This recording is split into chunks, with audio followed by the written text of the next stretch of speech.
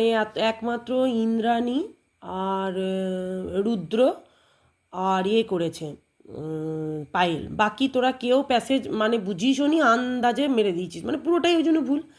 কত সোজা প্যাসেজটা, বলছে একস্মিন বনে অনেকা পশবা নিবসন্তি স্ম, বলছে একটা মানে কোনো এক বনে, একস্মিন মনে হচ্ছে কোনো এক বনে অনেক পশু বাস করতো, নিবসন্তি স্ম মনে হচ্ছে পাস্ট টেন্সে।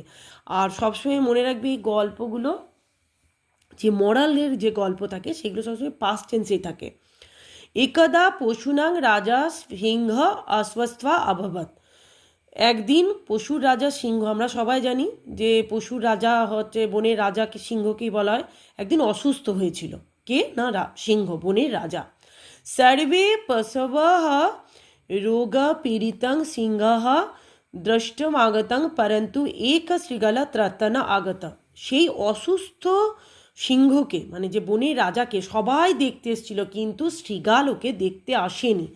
একা উষ্ট্র, উষ্ট্র মানে হচ্ছে একটা উট, एका उष्ट्रः सिंहाय एतत् कथयति यत् अहङ्कारिणं शृगालं विहाय सर्वत्र भवन्तु दृष्टमागता, एतत् श्रुत्वा সিংহ ক্রোধিতম অবভাত, সেই একটা উট সেই সিংহকে গিয়ে বলল কি যে সেই অহংকারী শৃগাল তোমাকেই একমাত্র দেখতে আসেনি, বাকি সবাই পশুরা দেখতে এসেছে কিন্তু শৃগাল আসেনি।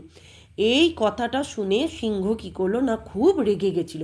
তাহলে কি জন্য এখানে বলা আছে যে কিং শ্রুতা সিংহ ক্রোধিত অবভাত, ইয়েও পারেনি, ঈশানও পারেনি, সাত্যকীও পারেনি, কি শুনে সিংহ রেগে গেছিল, যখন এই যে এখান থেকে এই অ্যান্সারটা হবে, যখন একটা উট সেই সিংহকে বলেছিল যে একমাত্র অহংকারী শৃগাল আপনাকে দেখতে আসেনি, বাকি সবাই দেখতে এসছে, এই কথা শুনে সিংহটা রেগে গেছিল।